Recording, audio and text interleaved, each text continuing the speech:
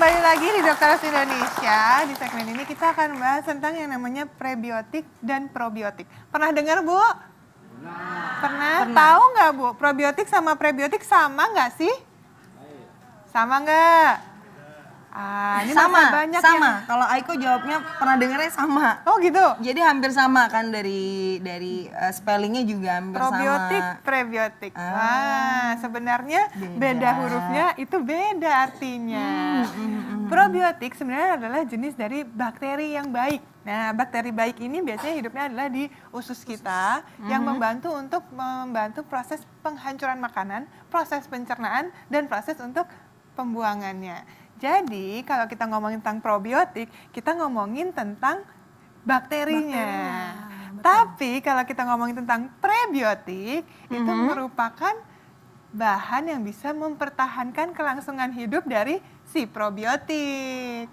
Jadi beda ya Dokter Diana ya. Jadi sebenarnya kalau probiotik kita bicara tentang bakterinya, ya kan? Tapi kalau untuk prebiotik ini makanan dari si bakterinya, supaya bakteri bisa hidup ya. Bisa kerjanya jadi maksimal. probiotik ini harus dikasih makan sama yang prebiotik. Betul. Nah, ada di sini nih. Nah, jadi biasa memang kalau untuk probiotik udah sering denger ya, produk-produknya biasa kita konsumsi paling sering. Apa aja Bu? Probiotik ada di mana? Di mana? Di yogurt biasanya. Yogurt, yang suka kita konsumsi, udah sering tahu Keju. yogurt.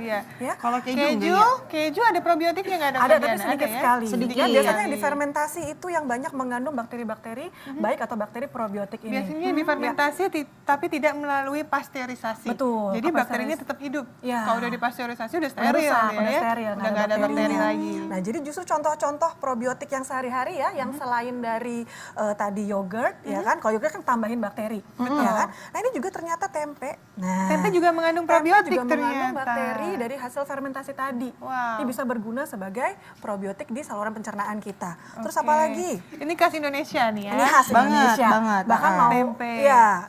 Ada khas Korea nih. Nah, Korea ini mungkin ada yang tahu juga ya. Ini namanya kimchi. Ya, kimchi juga fermentasi dari biasanya ada apa nih biasanya, Chef?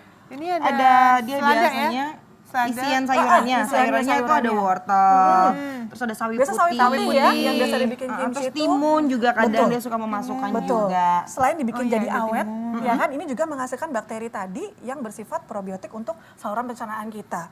Terus ada lagi, nah ini nih, ini mungkin lidahnya belibet, lidah bule nih ya. Ini juga apa tuh namanya, Chef? Sauerkraut. Ya, sauerkraut. Nah, ini juga bersifat Tahu nggak Bu sebagai itu apa Bu? probiotik. Dia jenis-jenis sayur juga ya. Sayur juga yang diberikan seperti mirip zat-zat kol. tertentu mungkin Cabbage, seperti jadi memang dari kol dikasih seperti cuka dan sebagai untuk pengawetnya, nah menghasilkan bakteri-bakteri probiotik juga. Nah ini, kok ini khas Korea juga ya. Jepang juga, banyak Cina juga. banget. Ini tahu nggak? Ini namanya miso soup. Biasanya ada kuah sebagai miso side ini. dish-nya ya. Ya, dari biasanya kita makanan. campurin si Tauco. tofu. Tauco juga berarti iya ya? Iya, Tauco. iya. Iya, benar. tauco kan juga difermentasi. Biasanya kalau kita buka botol tauco itu kan ada Aromanya ada ya. aroma yang gas, itu juga hasil fermentasi itu mengandung Bakteri bakteri baik si baik ya. probiotik tadi. Aiko pengen nanya ini, cara kerja probiotik itu kayak gimana nih dok? Iya, jadi sebenarnya kerjanya dia memang ada ya di saluran pencernaan kan ada bakteri, ya kan? Bakteri itu memang sebagai flora normal yang tinggal di usus kita. Nah, si bakteri probiotik ini dia membantu kerjanya si bakteri-bakteri yang flora normal ada di tubuh. Jadi ngebantu kerjanya. Jadi mereka itu bersinergis kerja bersama. Nah, makanya pada orang-orang yang mengkonsumsi biasanya antibiotik, ya obat antibiotik, itu kan menekan Jumlah dari bakteri yang ada di dalam usus. Biasanya pada saat Recovery anak ya. atau kita lagi mengkonsumsi antibiotik tidak diberikan probiotik. Gitu. Jadi jangan bareng pada saat lagi bareng. mengkonsumsi Oh, itu paling antibiotik. penting ya. Karena Selesai bakterinya ya, kan setelah lagi sembuh. direndahkan. Nah. Lagi dimatikan bakteri yang ada di saluran pencernaan atau di saluran yang lain. Nah, jadi pada saat itu biasanya nggak kita kasih probiotik. Nanti setelah sembuh selesai sembuh baru boleh kita konsumsi kembalikan lagi nih probiotik floranya lain. supaya normal Ya. juga khusus dengan konsumsi makanan yang mengandung probiotik. Selain makanan nih, bisa dari suplemen nggak sih? Untuk probiotiknya sendiri, ya memang ada berbagai produsen ya yang mengkapsulkan si probiotik tadi atau udah menjadikan Dalam bentuk dalam bentuk minuman. minuman juga ada. Minuman Nah, probiotik. sebenarnya ada plus minusnya. Karena gini, kalau saran saya sendiri kita lebih baik mengkonsumsi dari bahan makanan sumber. Karena kan selain ada probiotiknya, ada proteinnya, ada seratnya gitu kan, ada kandungan yang lain yang lebih baik. Tapi jikalau pada saat kita lagi butuh sekali asupan dan kita kurang dari asupan bahan makanan sumber, boleh tambahin sih suplemen. Jadi suplementasi itu bukan sesekali, pengganti ya, bukan pengganti tetapi adalah pelengkap kalau bahasanya. pelengkap, Oke. betul sekali. Tapi kalau kita konsumsi probiotik aja ternyata belum cukup. Kita tetap harus konsumsi prebiotik. Iya, tadi sebagai gitu ya. bahan makanannya tadi. Iya. Terutama adalah FOS dan GOS itu merupakan adalah serat. Ya, serat-serat banyak terdapat nih. Paling simpel deh, bumbu-bumbu kita dapur biasa. Bawang putih, bawang merah juga ternyata dia bersifat dia adalah prebiotik. Dia makanan dari si bakteri-bakteri probiotik ini, ya. Terus yang lain lagi apa nih?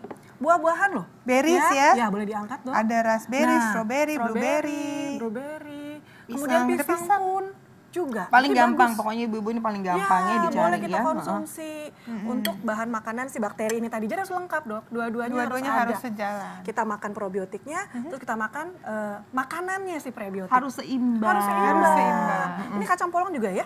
Nah, kacang polong ini juga kita bisa masukkan dalam mungkin sup, ya kan? Atau bahkan bisa sekaligus ya.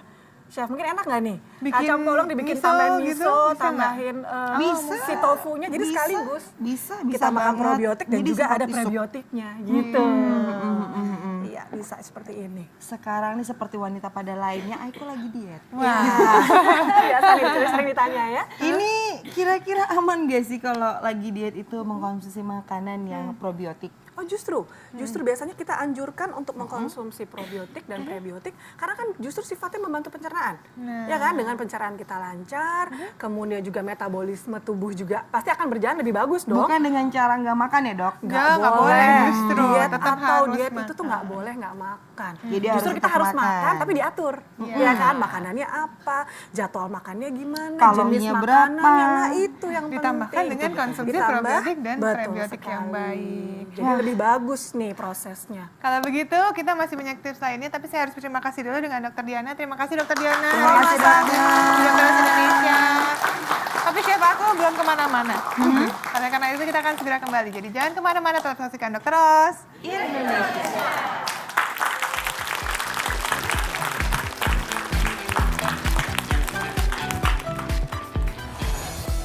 Cegah mata pedih saat memotong bawang. Talenan satu untuk semua. Mau sayur, Betul? Mau bawang, sayur, daging. hemat ya. Nggak boleh sebenarnya. Jadi kalau